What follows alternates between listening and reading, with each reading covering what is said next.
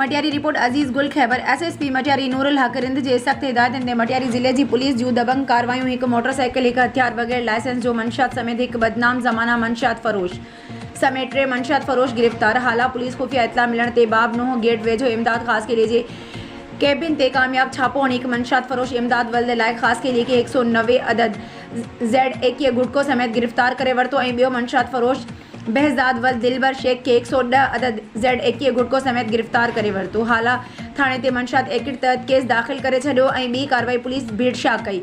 CIA in charge वली मोहम्मद चांग police party साण करे खंडो लिंक रोड ते कामयाब कार्रवाई करे बदनाम ज़माना मंशियात फरोश लाल बख्श उर्फ नदीम मला रहंदड़ खंडो के 2200 ग्राम चर्स एक बगैर लाइसेंस TT पिस्टोल अदद बेल्ट्स एक मोटरसाइकिल समेत खेस गिरफ्तार करे वरतो। उन मौके ते पुलिस मीडिया के ब्रीफिंग ॾींदे ॿुधायो त मंशियात फरोश चर्स जो कारोबार कंदा आहिनि ऐं मुख़्तलिफ़ ॻोठनि में विकिरो कंदा हुआ।